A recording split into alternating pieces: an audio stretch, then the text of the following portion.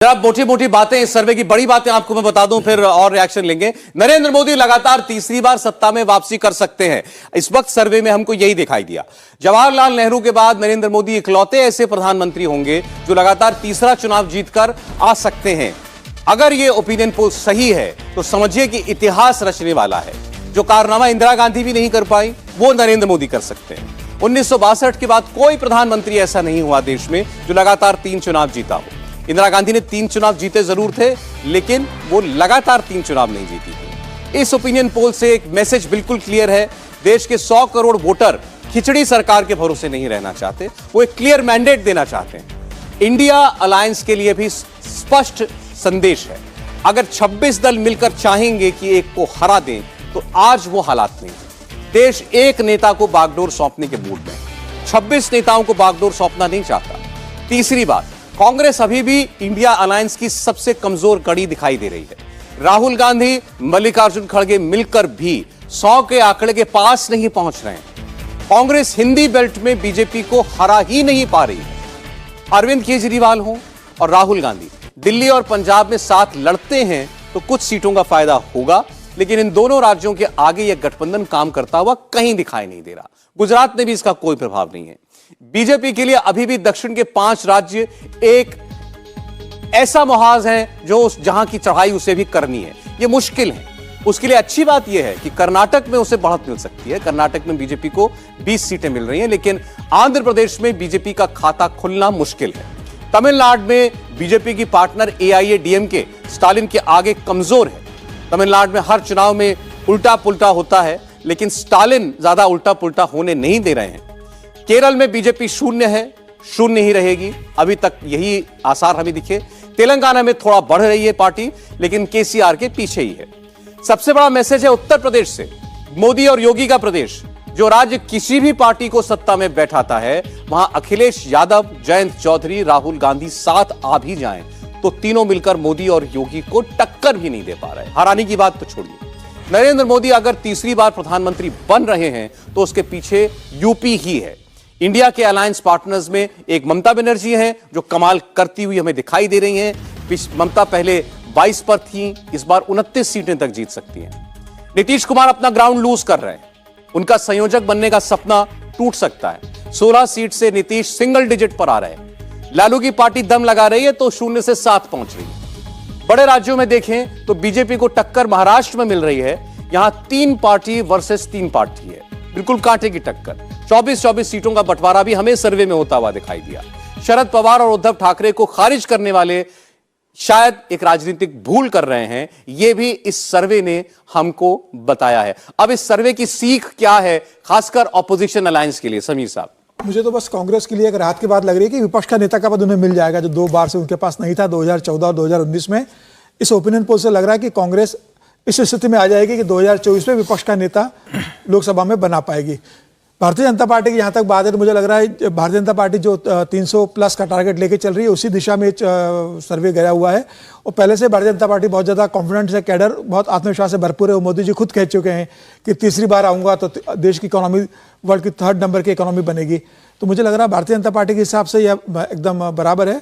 कांग्रेस के लिए जरूर राहत है कि विपक्ष नेता पद पा लेगी, इससे ज्यादा कांग्रेस के लिए कुछ भी अच्छा नहीं है। फिर कांग्रेस के लिए जो कम से कम एक बेंचमार्क उन्होंने शायद रखा हो, एक लक्ष्य रखा हो 100 सीटों का, उससे भी काफी पीछे पार्टी जो है ठहरती हुई हमें दिखाई दे रही है। और उसकी सबसे बड़ी वजह विनोद जी ये दिखाई दे रही है कि आप डायरेक्ट कॉन्टेस्ट में अभी भी भाजपा को वो डेंट नहीं दे पा रहे, वो सीट नहीं निकाल पा रहे, मिलकर भी नहीं दे पा रहे हैं।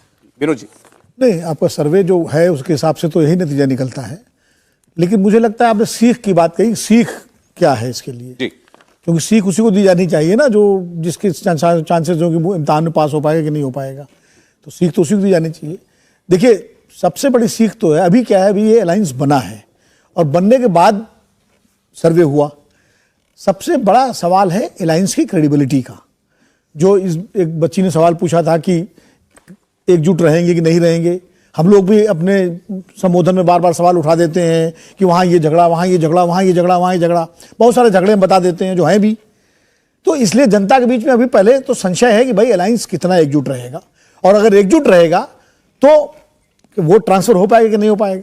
तो सबसे पहले तो सीख यही है कि जितने 26 दल मिले हैं उनकी सब जिम्मेदारी है, अगर वाकई 2024 में वो बीजेपी और नरेंद्र मोदी जी को हराना चाहते हैं राजनीतिक रूप से, तो उनकी जिम्मेदारी है कि इस अलायंस को ग्राउंड पर भी उतारें, अपने वर्कर के बीच में, अपने वोटर्स के बीच में, और इस अलायंस को ग्राउंड पर उतार करके वोट ट्रांसफर की जो बात हम लोग करते हैं उसको रियलाइज कराएं।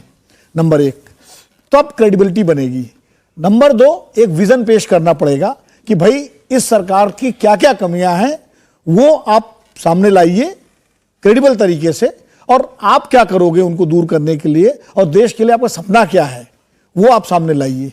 2, और तीसरी चीज ये है कि आप भले नेता न चुन पाए या नेता न दें रणनीति के तहत, आप जो नेता अपने क्षेत्रों में हैं वो कम से कम अपने वोटर्स को, अपने सपोर्टर्स को यह मैसेज दें कि देखिए अभी जो सरकार केंद्र में चल रही है उसमें आपका कोई से नहीं है, कोई हिस्सेदारी नहीं है, इसलिए राजनीतिक रूप से अगर आपको केंद्र की सत्ता में हिस्सेदारी चाहिए, हमारे राज्य को, हमारे स्टेट को, तो इस पार्टी को हमको वोट दीजिए और हम इसको करेंगे। मतलब मैं ये बता रहा हूं सीख की बात।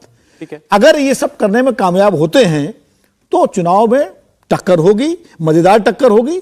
और फिर मैं उसी पर आ रहा था, इस सर्वे से आपको ये इस अलायंस की लिमिटेशन नजर नहीं आई कि इनके पास एक दूसरे को देने के लिए है नहीं राज्यों में कुछ? मतलब मैं इंटेंशन की बात नहीं करता, ट्रांसफर की भी बात नहीं करता। सौरभ जी, है क्यों नहीं, मैं बार-बार बिहार और महाराष्ट्र को छोड़ करके अगर यूपी में कुछ होगा तो हो, लेकिन किसी और राज्य में और दूसरा कोई है नहीं नाम, कोई और अलायंस पार्टनर नहीं है क्यों नहीं। देखिए मैं बार-बार कह रहा हूं, चुनाव हमेशा परसेप्शन बैटल होता है। अगर परसेप्शन बैटल ना होता तो 2014 में नरेंद्र मोदी जी को रामविलास पासवान, जो उनको लगातार पानी पी कर कोसते रहे, साथ लेने की जरूरत न पड़ती, साथ लिया ना। तो इसलिए परसेप्शन बैटल का बड़ा महत्व होता है। अगर 1989 में बीजू पटनायक और एनटी रामाराव का यूपी में कुछ नहीं था जी, डीएमके का यूपी में कुछ नहीं था, लेकिन ग्रैंड अलायंस जब बना और लोगों को लगा ये अलायंस जो है उसका परसेप्ट, जब एक साथ आप कैंपेन करते हैं, आप एक साथ जो है जनता के बीच जाते हैं, अपनी बात कहते हैं, तो उसका असर पड़ता है और जो इन्फ्लुएंस वोटर होता है वो फिर आपके साथ चलता है। अगर ये अलायंस इंटैक्ट रहता है, नेताओं के छोटे मोटे झगड़े सुलझ जाते हैं, सीट शेयरिंग सही ढंग से हो जाती है और एक साथ ज्वाइंट कैंपेनिंग करते हैं, तो निश्चित रूप से जमीन पर इसका असर पड़ेगा। अभी आप वो बात कह रहे हैं कि 1 जमा 1 2 ही नहीं, 11 भी हो सकता है। 200 दिन अभी बाकी हैं। ठीक, प्रदीप जी। देखिए 1 जमा 1 11 होने के कोई आसार नहीं है, क्योंकि जमीन पर उस तरह की स्थिति नहीं है। जो यूपीए है उसमें ही वो ट्रांसफर की बात हो सकती है, वो झारखंड में, बिहार में, महाराष्ट्र में, तमिलनाडु में, ये 4-5 राज्य हैं जहां वो ट्रांसफर हो सकता है। बाकी जगह जहां कांग्रेस और बीजेपी की सीधी लड़ाई है, उसमें किसका वोट किसको ट्रांसफर होगा? पश्चिम बंगाल में ममता बनर्जी अपना वोट किसको ट्रांसफर कर देंगी, या कांग्रेस और सीपीएम किसको वोट ट्रांसफर कर देंगे? तो वो जो बात हो रही है कि एक के खिलाफ एक हो जाए, हम कह रहे हैं वो भी हो जाए तो भी ये जो सिचुएशन है वो बदलने वाली नहीं। उसकी सबसे बड़ी वजह है कि चुनाव जीते जाते हैं मुद्दों पर, और उस मुद्दे में एक केंद्रीय मुद्दा होना चाहिए जो लोगों की इमेजिनेशन कैच कर सके। आप जितने चुनाव देखिए जो जीते गए हैं, उनमें कोई ना कोई एक केंद्रीय मुद्दा रहा है। इस गठबंधन का केंद्रीय मुद्दा क्या है? मोदी हटाओ। मोदी जनतंत्र को मोदी ने खत्म कर दिया है। जो पश्चिम बंगाल के दृश्य देख रहा है उसको कैसे लगेगा कि मोदी ने जनतंत्र खत्म कर दिया है? तो ये केवल आप बोलने के लिए, नैरेटिव बनाने के लिए, ये मीडिया स्पेस लेने के लिए ये सब कर सकते हैं, लेकिन आपके पास कोई मुद्दा नहीं है, आपके पास लीडरशिप नहीं है, आपके पास वोट का आधार उतना बड़ा नहीं है, आपके साथ कोई मल्टी स्टेट पार्टी नहीं है कांग्रेस को छोड़कर, और कुछ हद तक जो है वो आम आदमी पार्टी है जो 2 राज्यों में है। तो इसका जो मेरे हिसाब से सीख है वो ये है कि विपक्ष को 2029 की तैयारी करनी चाहिए। चलिए, इस सर्वे का जो निष्कर्ष है प्रदीप जी ने और बाकी मेहमानों ने अपने अपने तरीके से आपके सामने रखा है। एक छोटी सी टिप्पणी जोड़ दूं। देखिए, हम लोग कह रहे हैं कि मोदी जी के लिए कांग्रेस का संकट तो बड़ा हो गया है। अभी ये एक ट्वीट किया है कांग्रेस ने, राग ईरानी, और अभी हम लोग चर्चा कर रहे थे कि अमेठी में लड़ेंगे राहुल गांधी की नहीं, अगर लड़ने लायक रहेंगे तो पक्का लड़ेंगे। लेकिन स्मृति ईरानी ने जो जवाब दिया है बड़ा रोचक है। फ्रॉम स्मृति हु टू राग ईरानी, यानी जो प्रियंका गांधी कहती थी कि स्मृति ईरानी कौन, पत्रकार ने कहा स्मृति ईरानी उनका कौन, उससे यहां तक आ गए हैं। तो कांग्रेस पार्टी का फोकस समझिए, लिमिटेशन समझिए। ये सर समय बिल्कुल इजाजत नहीं दे रहा है। एक लाइन दरअसल चूंकि यहां पर कोई विपक्ष का प्रवक्ता तो है नहीं, तो मुझे कुछ डेविल्स एडवोकेट का रोल जरूर देना पड़ा। ऐसा नहीं कि मुद्दे नहीं है, बेरोजगारी मुद्दा है, महंगाई मुद्दा है, ठीक है सर, बहुत सारे ओपीएस मुद्दा है, अग्निवीर मुद्दा है, मुद्दे बहुत हैं। अब हमें न दिखाई पड़े मुद्दे वो अलग बात है। आपने बहुत सारी नसीहत भी दी है, तो वो भी उनको मुझे लगता है उस पर भी गौर करना चाहिए, उस अलायंस को और ऑपोजिशन लीडर्स को। बिल्कुल। लेकिन ओपिनियन पोल का मैसेज साफ है, नरेंद्र मोदी के सामने फिलहाल कोई चुनौती नहीं है। अब इसको कैसे लेता है हमारा ऑपोजिशन और ये तमाम पार्टियां 26 दल, इसका और क्या आगे कोई कोर्स करेक्शन करता है ये हमको देखना होगा। बहुत धन्यवाद आप लोगों का हमारे साथ जुड़ने के लिए। स्टूडियो में मौजूद आप लोग, हमारी ऑडियंस, आपका, हमारे मेहमानों का, जो दर्शक हमारे साथ अभी जुड़े हुए हैं, आपको बता दें हमारे मेहमानों के साथ यही मेहमान जुड़ते हैं हमारे साथ। हमारे ओपिनियन पोल के नंबर्स पर आगे हम बात करेंगे।